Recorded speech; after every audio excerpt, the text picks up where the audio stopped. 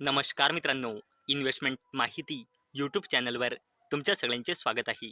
तर मित्रांनो, के international limited या कंपनीला दिल्ली हायकोर्ट कडून जबरदस्त गुड न्यूज मिळाली आहे.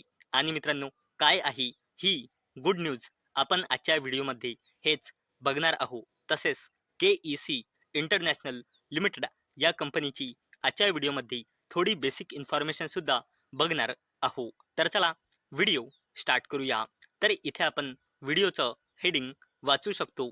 के international gets relief from Delhi high court on power grids 9 month ban. तर चला या अपडेटला डिटेलमध्ये समजून घेऊया. तसेच के इंटरनॅशनल लिमिटेड या कंपनीची थोडी बेसिक इन्फॉर्मेशन देखील आजच्या व्हिडिओमध्ये जाणून घेऊया. तर मित्रांनो, शनिवारी एक्सचेंज फायलिंगनुसार दिल्ली उच्च न्यायालयाने power grid corporation of India लिमिटेडच्या के इंटरनॅशनल लिमिटेडला त्यांच्या प्रोजेक्टसाठी बोली लावण्यापासून 9 महिन्यांसाठी रोखण्याच्या आदेशाला स्थगिती दिली आहे, ज्यामुळे कंपनीला सरकारी मालिकेच्या ट्रान्समिशन युटिलिटीने काढलेल्या निविदासह चालू टेंडरमध्ये भाग घेणे सुरू ठेवता येईल. आणि मित्रांनो, 18 नोव्हेंबर रोजी पॉवर ग्रिडने के इंटरनॅशनलला त्यांच्या टेंडर्समध्ये भाग घेण्यापासून आणि पूर्वीच्या प्रकरणाशी रिलेटेड म्हणजे संबंधित कराराच्या तरतुदीचे उल्लंघन केल्याच्या आरोपावरून कंत्राट देण्यापासून वगळल्यानंतर हा दिलासा मिळाला आहे. आणि मित्रांनो, मुंबई बेस इंजिनिअरिंग आणि इन्फ्रास्ट्रक्चर कंपनी के इंटरनॅशनल या कंपनीने स्पष्ट केले की या रिस्ट्रिक्शन्सचा एक्झिस्टिंग प्रोजेक्ट्सच्या एक्झिक्युशनवर कोणताही परिणाम नाही आणि त्यांच्या कामकाजावर किंवा आर्थिक स्थितीवर कोणताही मटेरियल इम्पॅक्ट होण्याची अपेक्षा नाही. आणि मित्रांनो, न्यायालयाच्या या निर्णयामुळे हे प्रकरण ज्युडिशियल रिव्ह्यूमध्ये असताना पॉवर ग्रिडसह चालू असलेल्या प्रकल्पासाठी के बोली लावणे सुरू ठेवू शकते याची खात्री होती. आणि मित्रांनो, कंपनीला 18 नोव्हेंबर 2025 पासून 9 महिन्याच्या कालावधीसाठी पॉवर ग्रिड कॉर्पोरेशन ऑफ इंडियाच्या टेंडर्समध्ये भाग घेण्यापासून आणि कॉन्ट्रॅक्ट देण्यापासून एक्सक्लूड केले होते, ज्यामुळे पॉवर ग्रिड कॉर्पोरेशन लिमिटेडच्या बजावणी सुरू असलेल्या कोणत्याही एक्झिस्टिंग प्रोजेक्ट्सवर परिणाम होणार नाही, असे के लिमिटेडने म्हटले होते. आणि मित्रांनो, कंपनी कायदेशीर मार्गाने जाणे आणि तात्पुरत्या बंदीचा पुनर्विचार करण्यासाठी power grid corporation of India लिमिटेडशी संपर्क साधणे यासह विविध पर्यायाची तपासणी करत असल्याचे त्यात म्हटले आहे. आणि मित्रांनो, RPG ग्रुपच्या पार्ट असलेल्या के इंटरनॅशनल लिमिटेडने फायनान्शियल इयर 2026 मध्ये 17,066 कोटी रुपयांच्या ऑर्डर इंटेकची रिपोर्ट दिली आहे, जी इयर ऑन इयर बेसिसवर 17% ची ग्रोथ दर्शवते.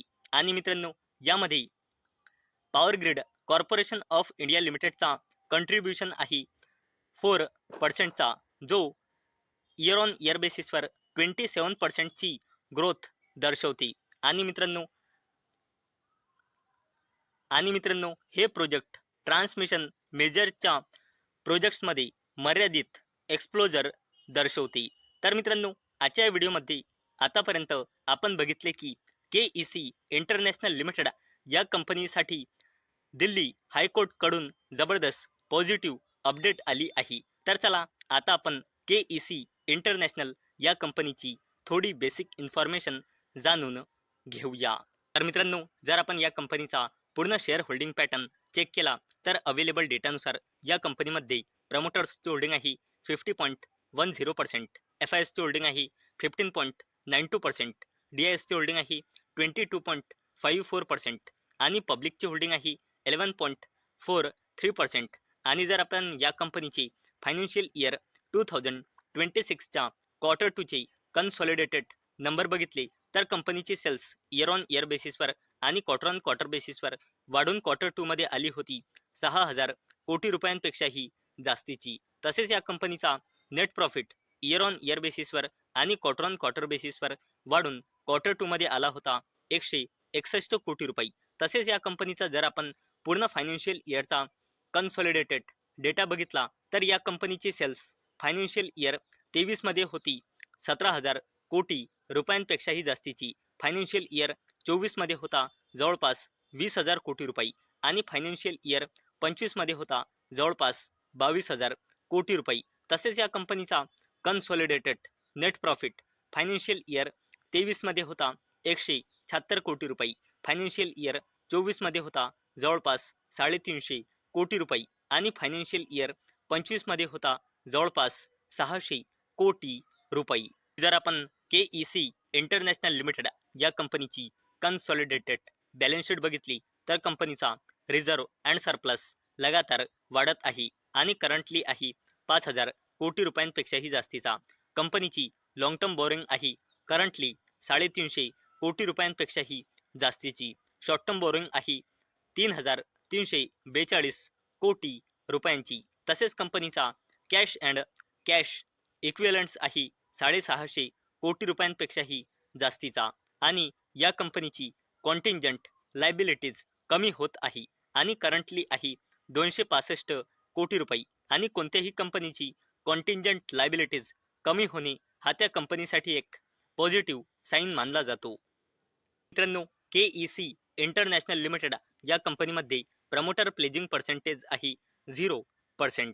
तर मित्रांनो, आजच्या व्हिडिओमध्ये आपण सर्वात आधी बघितले की KEC इंटरनॅशनल लिमिटेड या कंपनीला दिल्ली हायकोर्टकडून एक जबरदस्त अपडेट मिळाली आहे. तसेच आपण आजच्या व्हिडिओमध्ये KEC इंटरनॅशनल या कंपनीची थोडी बेसिक इन्फॉर्मेशन देखील बघितली आहे. तर मित्रांनो, मला आशा आहे आजचा आपला व्हिडिओ तुम्हाला इन्फॉर्मेटिव्ह वाटला असेल. तर मित्रांनो, जर तुम्हाला हा व्हिडिओ इन्फॉर्मेटिव्ह वाटला असेल तर या व्हिडिओला लाईक करा आणि चॅनलला सबस्क्राईब करा. आणि मित्रांनो, आजचा आपला व्हिडिओ फक्त आणि फक्त एज्युकेशन पर्पजसाठी बनवलेला आहे. माझ्याकडून काहीही रेकमेंडेशन नाही की तुम्ही या स्टॉकला बाय करा, सेल करा किंवा होल्ड करा. तर चला भेटूया नेक्स्ट व्हिडिओमध्ये. तोपर्यंत टाटा, बाय बाय.